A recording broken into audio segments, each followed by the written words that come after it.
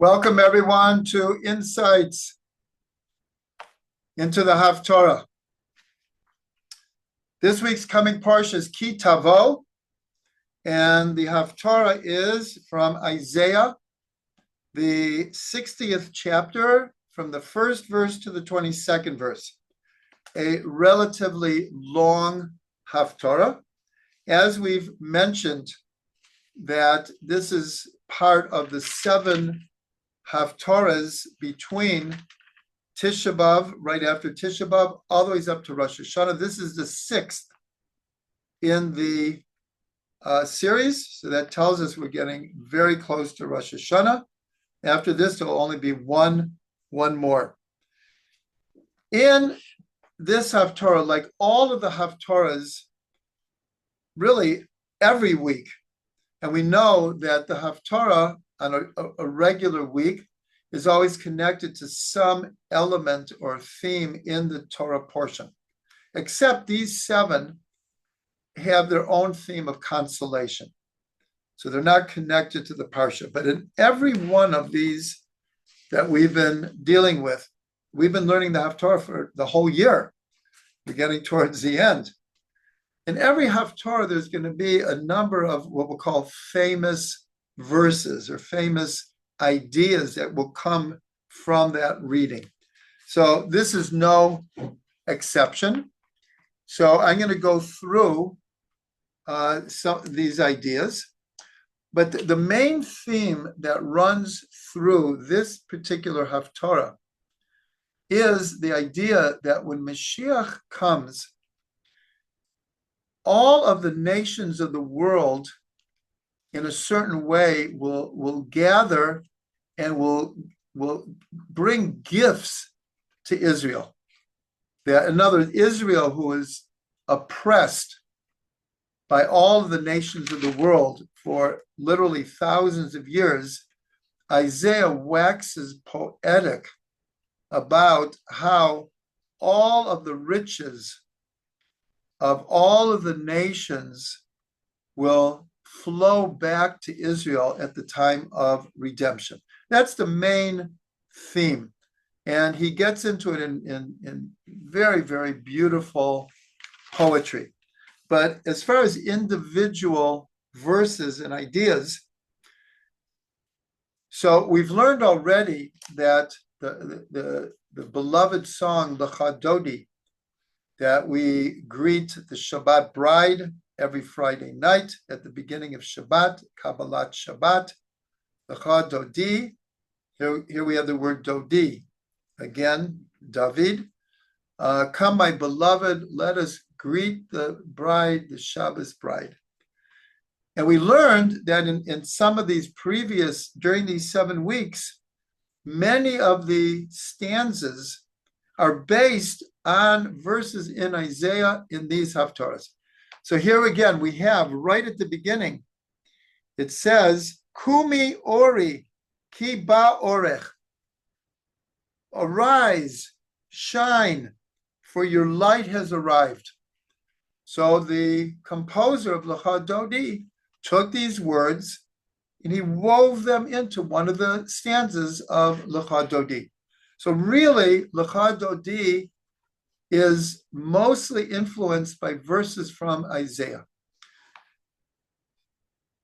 So that's right at the beginning of the Haftarah, right in the first verse. Now, we have an idea given over by Isaiah, and it's really quoted. If you could get down into just a few words, what is the national mission of the Jewish people?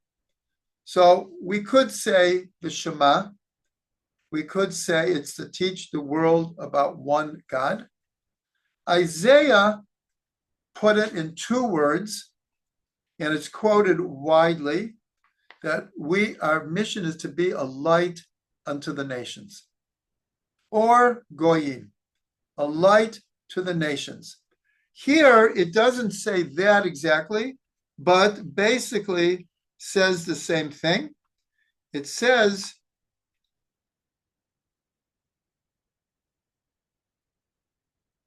It says like this, the second and third verse. For behold, darkness shall cover the earth, and dense cloud the kingdoms. But upon you shall God shine, and his glory shall be seen upon you. Nations will go by your light, and kings by the brightness of your shine. So this is a little bit more poetic, but in a different place, Isaiah got it down to two words: a light unto the nations. And this is really following up on that idea.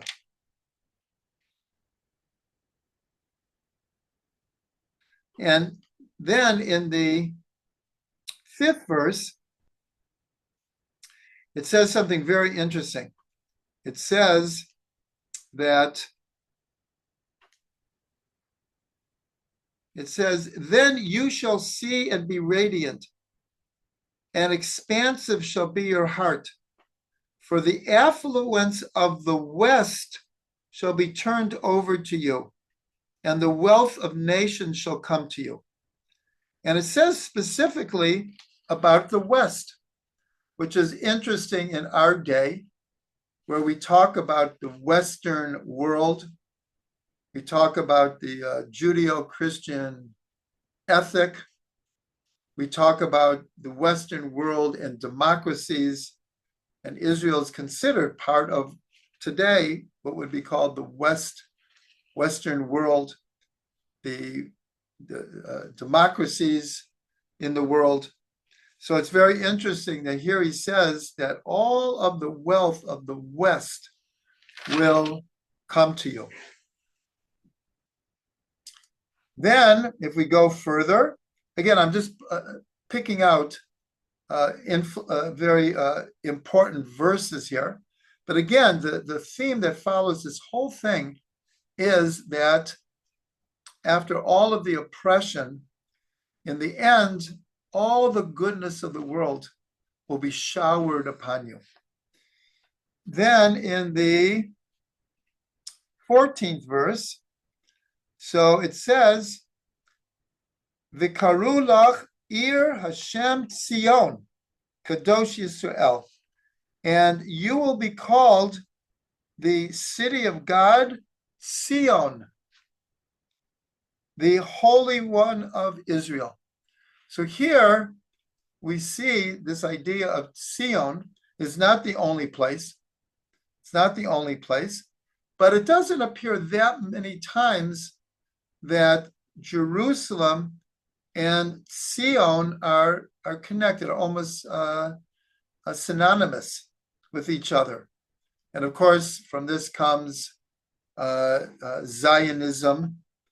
But here is one of the sources, again, not the only one, but one of the sources that identifies Jerusalem as Sion, as Sion.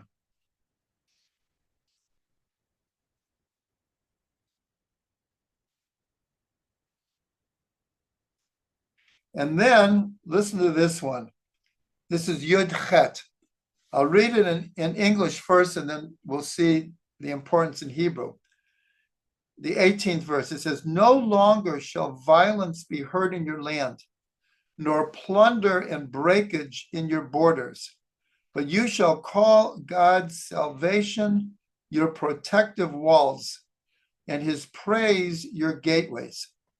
So the word in Hebrew for destruction, where it says no longer shall violence be heard in your land. In Hebrew, it's lo yishma od chamas ba'artzech. You won't have Hamas in your land anymore.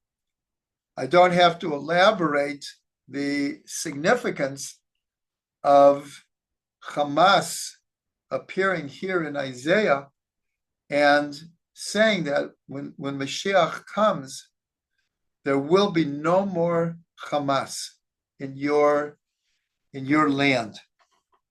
So we have to pray that we see that very, very quickly. Then it says like this, right after the verse that I read in the 19th. It says, "You shall no longer have need of the sun for light of day, nor for brightness the moon to illuminate for you. Rather, Hashem shall be unto you an eternal light, and your God for your glory. Never again shall your sun set, nor shall your moon be withdrawn. For Hashem shall be unto you an eternal light, and ended shall be the days of your mourning." Again, very symbolic language. The reason I'm mentioning this is tonight in Israel, there's a full eclipse of the moon. The earth will be between the sun and the moon, and it's going to be full. And I'll actually mention it later what time I have to leave, because I'm determined to see this.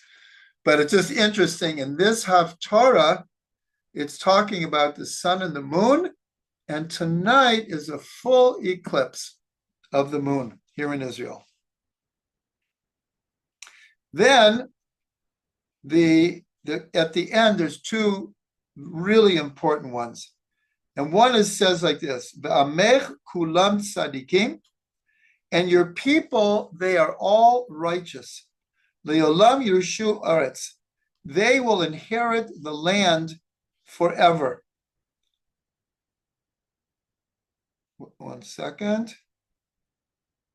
Netzer meta'ai maseh yedei lihitpa'er. They are a branch of my planting, my handiwork through which I am glorified. Now, the reason why that verse is so important is because in Pirkei Avot, there's 6 chapters to Pirkei Avot, Ethics of the Fathers. This verse is read between each of the chapters, this very verse. And all your people are righteous, and they will inherit the land forever. They are a branch of my planting, and for me to glorify in. That God, just like we glorify God, God is, as it were, glorified through us, through our righteousness. So this is really, really important verse here. And then it ends like this. Hakatan yeh elef, the smallest among you will be like 1,000. V'hatzair legoy atzum, and a young person will be like a whole nation. Ani Hashem, I am God. Be'ita achishena, in its time, I will hasten it. So the sages ask a classic question. What does it mean? And we've discussed this before, but this is the perfect time because here it is in the Haftarah. What does it mean? In its time, I will hasten it. So the sages said, it seems like a contradiction. If it's in its time, then it can't be hastened. It has its time, and that's when it's going to happen. And if it can be hastened, then it can happen at any time. Then it doesn't have a particular time. So the sages answer, if we merit, then it will be hastened. If we don't merit, it will come in its time. So it's not a contradiction. It's not a contradiction. But this is quoted all the time to tell us that in principle, Mashiach could come at any time. If we merit, Mashiach could come. That's why we have this tradition that in every generation there is an individual who is in potential, if the generation would merit it, they could be Mashiach. But if not, let's say, obviously, all these generations, millennium, we have not merited to bring Mashiach. But here we're guaranteed that there is a time, even even if we don't merit it. There's much discussion about this, especially if we have to do tshuva in order for Mashiach to come. But here it's fairly clear that no matter what, there is a set time. Many people hold that it's year 6,000. That if we don't bring Mashiach before, when the year 6,000 comes, we begin the 7th millennium, and that is the Messianic era. That is the great Shabbat, like the 7th day. Let us hope that we merit it. And as we've discussed many times, we are in a redemptive process. Every day we get closer, though sometimes it seems that one step forward and two backwards. Other days it's two forward and one backward. Either way, the train has left the station. We're headed for redemption. May we merit it soon and in our days.